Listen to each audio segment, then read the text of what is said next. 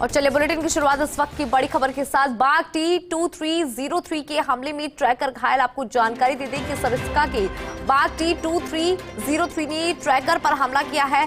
हरियाणा के नंदरामपुर क्षेत्र के घरसाना गांव में ट्रैकर हीरालाल पर हमला किया गया। बाघ के हमले में बुरी तरह घायल हुआ है ट्रैकर हीरालाल। वन विभाग की टीम ने डाल रखा है बाघ को ट्रैंकुलाइज करने के लिए पड़ाव, लेकिन 3 लोगों पर हमला करने के बाद भी बाघ को नहीं किया जा सका ट्रैंकुलाइज। 3 लोगों पर हमला कर दिया है इस बाघ ने, लेकिन उसके बाद भी ट्रैंकुलाइज नहीं हो पाया है। कोशिश लगातार जारी है। सरिस्का की बाघ T2303 ने ट्रैकर पर हमला किया। हरियाणा की नंदरामपुर क्षेत्र के घरसाना गाँव में ट्रैकर हीरालाल पर हमला। हीरालाल बुरी तरह से घायल हुआ है। वन विभाग की टीम ने डाल रखा है बाघ को ट्रैंकुलाइज करने के लिए पड़ाव। जानकारी दे दें कि 3 लोगों पर हमला करने के बाद भी बाघ को नहीं किया जा सका ट्रैंकुलाइज। तो बड़ी जानकारी इस वक्त की। बाघ T2303 ने ट्रैकर पर हमला किया है और आपको बता दें कि हमले में ट्रैकर घायल हुआ है। ट्रैकर हीरालाल इसमें बुरी तरह से घायल हुआ। वन विभाग की टीम के द्वारा ट्रैंकुलाइज करने का प्रयास लगातार जारी है, लेकिन 3 लोगों पर हमले के बाद भी अभी तक बाघ को ट्रैंकुलाइज नहीं किया जा सका। तो सरिस्का के बाघ T2303 ने ट्रैकर पर हमला किया। इस हमले में हीरालाल गंभीर घायल। और अधिक जानकारी के लिए हमारे साथ एसोसिएट एडिटर निर्मल तिवारी जी जुड़ रहे हैं। निर्मल जी, देखिए बाघ T2303 ने ट्रैकर पर हमला किया है, जिसमें बुरी तरह से ट्रैकर घायल हुआ है। क्या है जानकारी आपके पास? देखिए इंदु, ये जो बाघ है ये सब एडल्ट है। इसकी उम्र करीब 2.5 साल। ST19 में शावक दिए थे अलवर के बाला किला के पास, जो बफर जो है वहां पर ये पले बड़े हैं।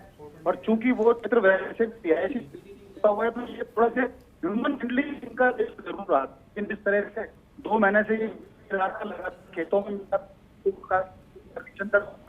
और अब रेवाड़ी के आसपास इसको देखा गया। लेकिन जो फिलहाल तो जो नई जानकारी मिली है इसमें इसने जो वन रक्षक है, ये ट्रैकर नहीं है, ये वन रक्षक है हीरालाल, जो पूरी जो 40 लोगों की जो टीम लगा रखी है उसका हिस्सा ये भी है, जो उसको ट्रैंकुलाइज करने के लिए उसके पीछे लगातार उस बाघ को ट्रैक करने की कोशिश कर रही है। हीरालाल जब उसके आसपास खेतों के आसपास, खासकर सरसों के खेतों के आसपास जब उसको ट्रैक करने की कोशिश कर रहे थे तो उसने फॉरेस्ट गार्ड हीरालाल के ऊपर हमला करके, जिसमें उसके जो कैनाइन है हीरालाल के हाथ में पैर में ये कैनाइन लगे हैं, वो बुरी तरह घायल हो गया। उसको तुरंत वहां के नजदीकी अस्पताल में पहुंचाया गया। लेकिन ये जो बाघ है T2303, ये निश्चित तौर पर, क्योंकि अभी 2 बाघ है और लगातार उसका तीसरा हमला किया है, क्योंकि वो उसके क्षेत्र में उसकी राह में जो भी आ रहा है इंदु, वो लगातार उसके ऊपर हमले करता जा रहा है। तो बहुत चुनौतीपूर्ण हो गया। उसको जल्दी से जल्दी अगर ट्रैंकुलाइज नहीं किया गया तो निश्चित तौर पर और लोगों को भी नुकसान पहुंचा सकता है। लेकिन ध्यान रखने वाली बात यह है, चूंकि बाघ है, भटक गया है, तो निश्चित तौर पर वहां जो आसपास के जो क्षेत्र वाले हैं उनको जागरूकता दिखानी होगी, क्योंकि वाइल्ड लाइफ है। वाइल्ड लाइफ का कोई इस तरह का उसका जो नेचर है वो कब तब्दील हो जाए कोई उसको देखना होता है। तो इसलिए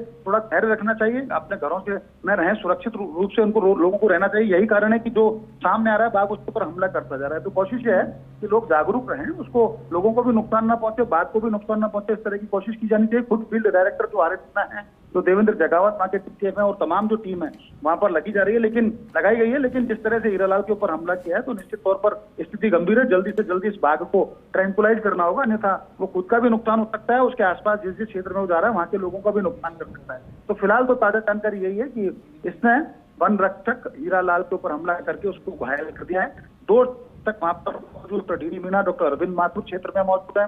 लगातार जो फॉरेस्ट डिपार्टमेंट की टीम है, जो ट्रैकिंग टीम है, वो मॉनिटरिंग और ट्रैकिंग कर रही है। हरियाणा का जो वन विभाग है वो उनका सहयोग कर रहा है, लेकिन अभी तक इस बाघ को ट्रैंकुलाइज नहीं किया जा सका है। यही स्थिति है। और देखिए खास बात ये भी है, क्योंकि 2 महीने से बाघ लगातार यायावर की तरह इधर उधर भटक रहा था, तो निश्चित तौर पर वन विभाग को सावधानी बरतनी चाहिए थी, लेकिन नहीं बरती। लेकिन अब क्योंकि देर आए दुरुस्त आए कहते हैं ना, तो इसलिए कोशिश ये करनी चाहिए कि जल्दी से जल्दी इसको ट्रैंकुलाइज करके वहां से लाया जाए, अन्यथा ये खुद का या वहां के जो आंकड़े हैं उनका नुकसान कर सकता है। बिल्कुल निर्मल जी, क्योंकि जल्द से जल्द ट्रैंकुलाइज करना अपने आप में बड़ा चैलेंज भी नजर आ रहा है, क्योंकि लोगों के सामने जैसे ही बाघ आता है तो आक्रामक रूप अपना लेता है वो, इसलिए क्योंकि बाघ खुद भी डरा हुआ देखने को मिलता है। ऐसे में 3 लोगों पर हमला और इस हमले के बाद भी बाघ अभी तक ट्रैंकुलाइज नहीं किया गया है, तो अपने आप में ये बड़ा चैलेंज दिखाई दे रहा है। निर्मल जी, निश्चित तौर पर देखिए चुनौती इस मायने में भी है। देखिए सरिस्का, चूंकि एक समय ऐसा था जब सरिस्का बाघ विहीन हो गया था, लेकिन आज सरिस्का में बढ़ते बढ़ते बाघों की संख्या 31 के आसपास, 32 पहुंच गई थी। राजमाता का पिछले दिनों देहांत हुआ, जो बाघ बाघिन एसटी 2 थी, उसके बाद 31 रह गई और लगातार वहां शावकों का जन्म हुआ है। ST 14 ने बच्चे दिए, ST 12 के भी जो बच्चे हैं, देखिए